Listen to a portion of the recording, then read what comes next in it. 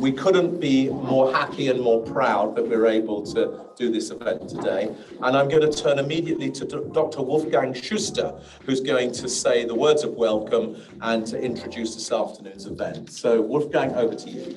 My name is Wolfgang Schuster. I'm Executive Director at the Connected Places Catapult. For those of you who don't know the Connected Places Catapult, we are a research and technology organization with the mission to accelerate innovation for transport, for cities, and for place leadership.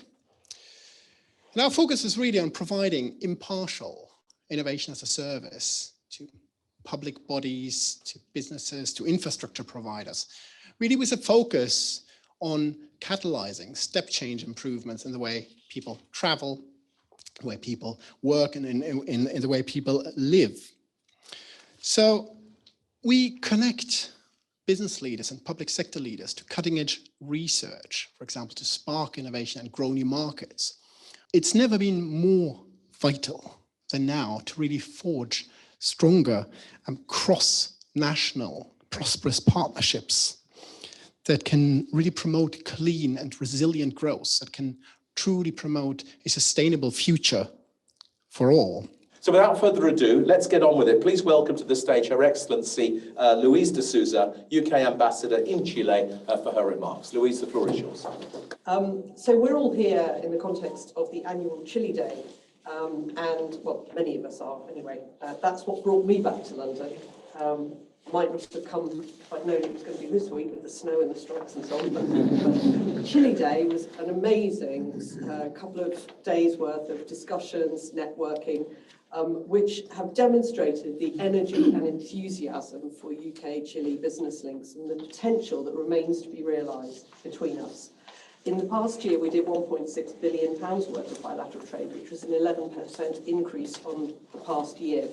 And it's still going in the right direction.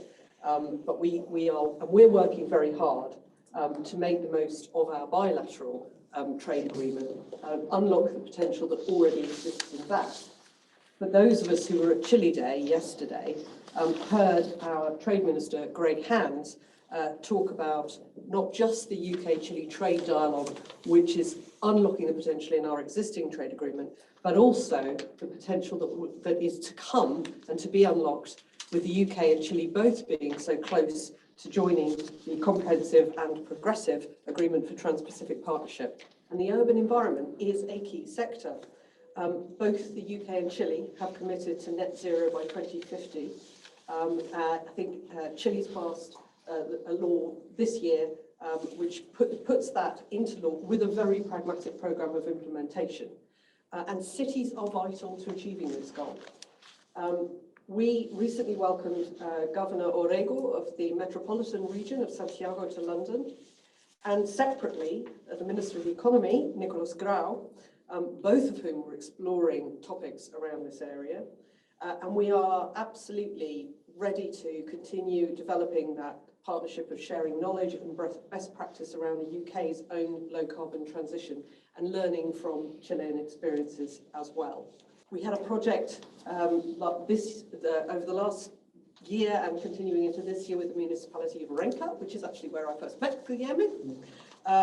They were the first municipality in the metropolitan region, I think in Chile actually, to commit to net zero in the race to zero, and working with them to produce a how-to guide for other municipalities and communities in Chile on how to develop the necessary net zero plans and methodology to turn that ambition into a reality, measure carbon emissions and make sure that they are hitting the targets to meet the race to zero standards. And that is in an effort to sort of demystify and break down the barriers that can be an obstacle to the necessary innovation and development. I think when there is another issue that we need to look for, that is, I think it's quite important, is when you talk about collaboration between cities, and it not only has to be business oriented, it has to have a more also a social and a psychological aspect about it. So to make it work, because if you do only exchange about infrastructure and only talk about a demand issue without taking into consideration the complexity of other issues, then I don't think it's going to work. And I think if we collaborate in this bilateral way, it has to be addressed in the complex scenario. You can't talk about transportation if you don't talk about housing. You can't talk about housing if you don't talk about landscape or connectivity between places, or you can't talk about infrastructure if you're not addressing sustainable infrastructure and biodiversity at the same time.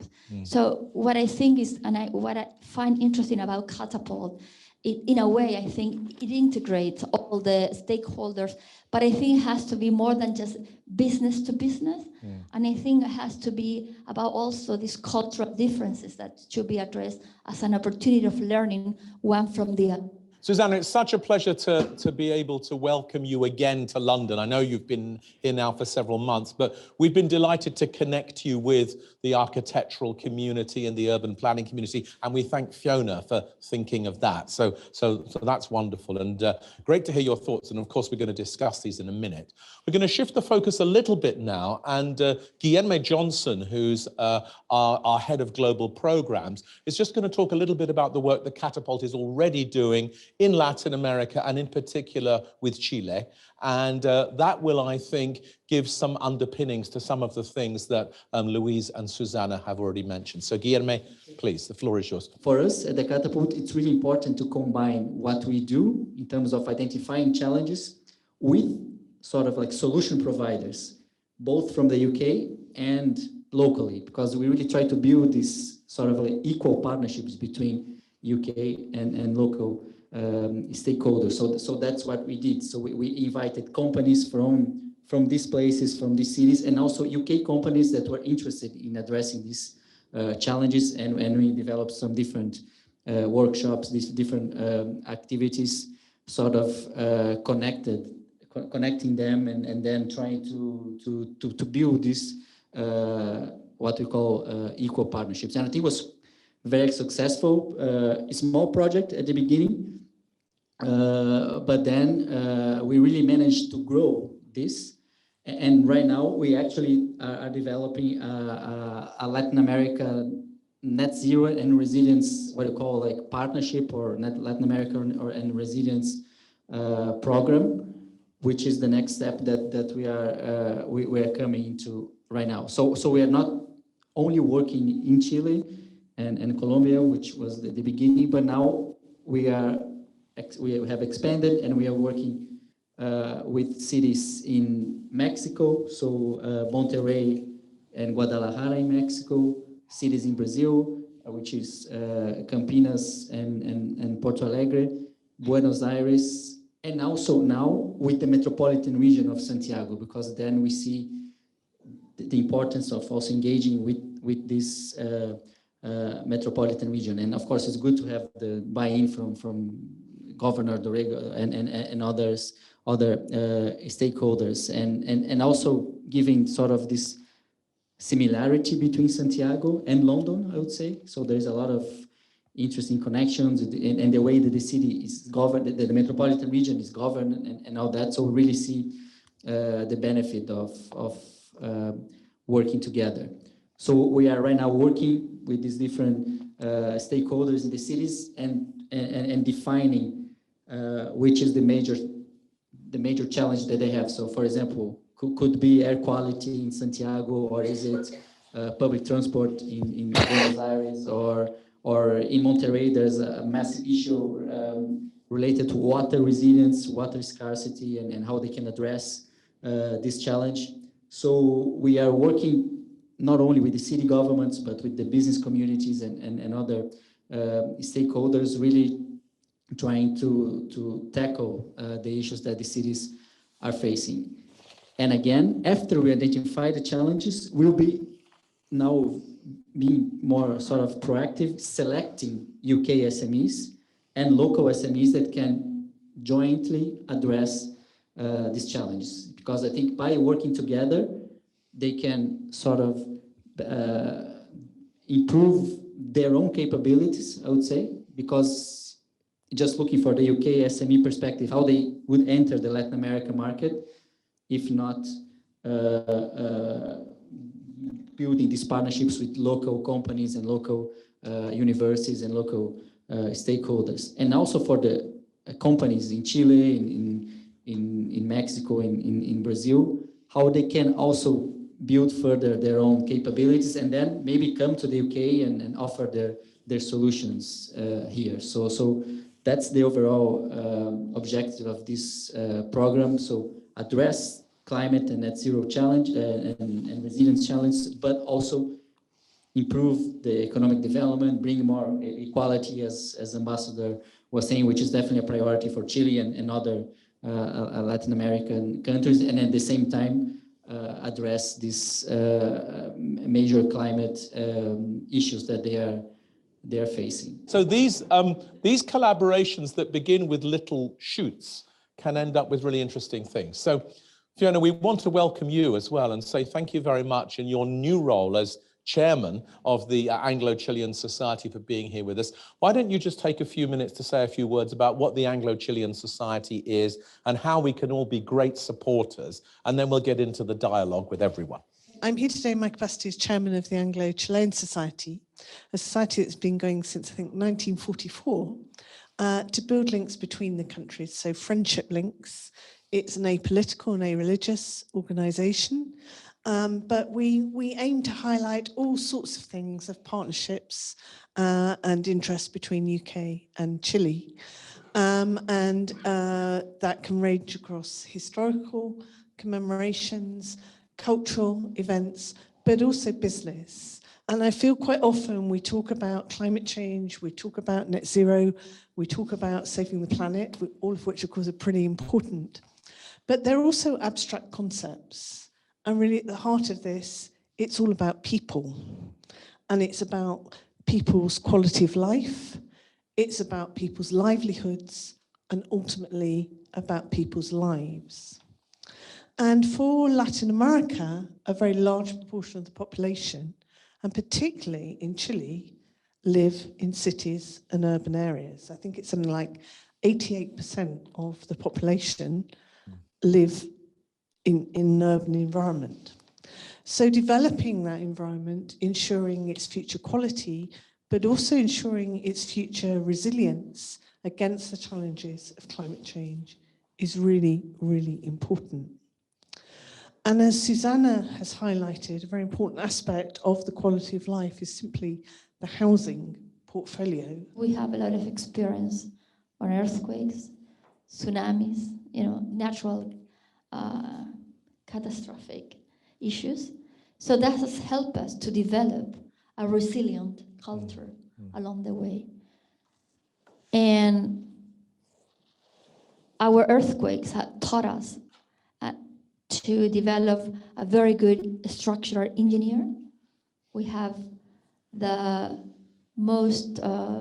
highest standard for safety construction in the world, even more than California. That's when we have these massive earthquakes. A lot of engineers come to Chile, to study why everything has not been destroyed, like in Italy or California. And it's because of that we have learned from our catastrophic issues. And I think also because of tsunamis and so forth. So Chilean people are really resilient, and I think, and because of that, I think people are really trying to look into how coastal infrastructure, for instance, is getting fast updated to face the climate change. I mean, Susanna's quite right, I think, to highlight the sort of the broader environmental impacts of climate change that provide the wider context for urban challenges. But I would put three points really that for us we need to be considering and are grappling with. One is scale. £206 billion is needed to meet the net zero pledges in the UK's core cities agenda, and urgency. Some of those targets need to be met by 2030. So, and Chile, within its new climate framework law, has some of those urgency and scale challenges too. So we should be definitely talking about that, because at the moment, all governments are short of money. So we definitely need to be thinking about innovation and crowdsourcing in finance and investment to help us meet those challenges and find those innovators who can help us deliver the solutions fast. Second complexity, so just to echo, really believe that what Susanna was saying about the need for holistic approaches, connecting, thinking multi-dimensionally is really important. Those systems are all interlinked and you can't make decisions individually that, on solutions that will work across the piece. And the third is just transition. And so both our countries face issues of inequalities within and between cities and regions. Thank you, Louise, and really important points there about highlighting it's not just about the big capital cities, and that second and third level cities can have just as many, if not more challenges, perhaps less resources with which to tackle them. And I think it was very encouraging to hear in the earlier speeches also about the work that Catapult has done with a wider range of cities than perhaps the normal players that might perhaps be part of the C40. So I think there is a knowledge, there is a capability for thinking a structure, resilient methods, but there is not an industrialized process of for construction, for wood, for instance. And that will help us a lot to tackle that housing crisis that we have.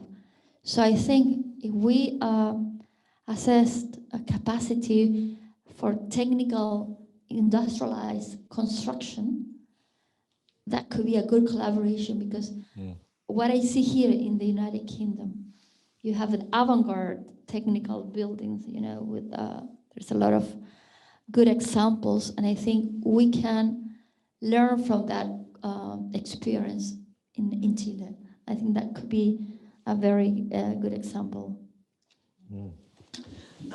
So I think that's a very interesting area that sounds like it would be timely to look at how those construction processes can make better use of innovation technology to be speed up for implementation.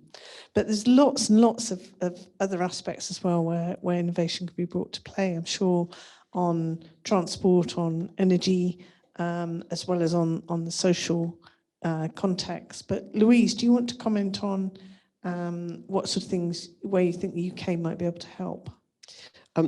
Well, I hesitate to, but I'm going to quote the Connected Places Catapult because they wrote us a useful report on this, identifying some of the innovative solutions that the UK can offer and where we have an advantage, ranging from world-leading sector-specific capability for financing and building net zero cities in an integrated manner. And this is Susanna's key point. We can't go at it piecemeal. Second of all, we are developing some really world-leading, I hesitate with the world-leading bit, but they said it.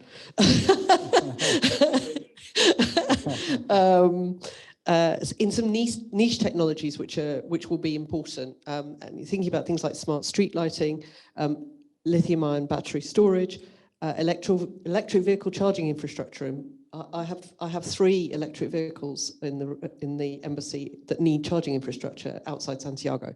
So I'm a big fan of developing that personally. So I think those are some of the areas that the Connected Places Catapult are pointing to, and where I know that there are some conversations already happening, but we could definitely be doing more. And cities consume, I think, more than something like 78% of world energy and produce something like 70% of greenhouse gas emissions. So which cities do you think in Chile are leading on the whole net zero agenda and taking this more integrated approach, and looking both at the quality of the urban environment, but also how that urban environment is net zero friendly, how it can develop in the future?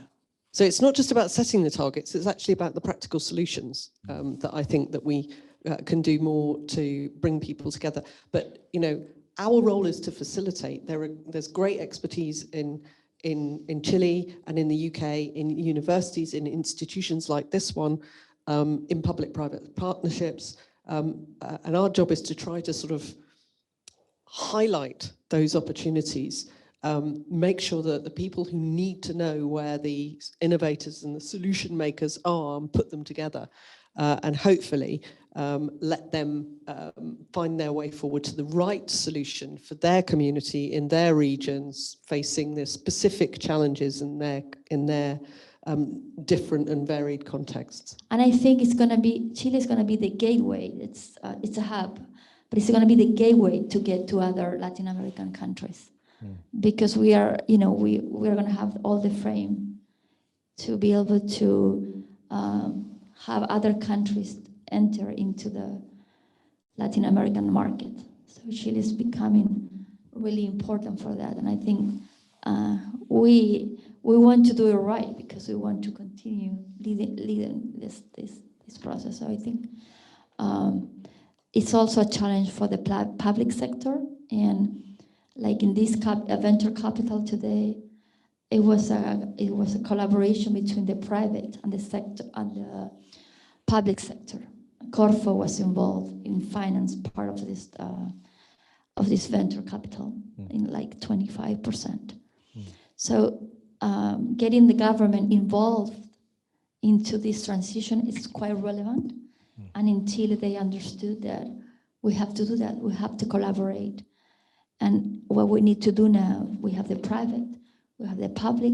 Now we need to engage the community in a more effective way. So we have them engage in the design process from the beginning. And that is something that we need to work on that, and we're working on this. So the global collaboration to do that and how to do it, it's also it's a way I think we can collaborate. Like Catapult, you have more experience into that. So there's a very strong case, isn't there, for seeing these two countries as great innovators in production, in technology, in research, in energy, and in systems. But as Louise was just saying, in a way that I find really compelling, these are also countries that are very interested in innovating in finance and in institutions.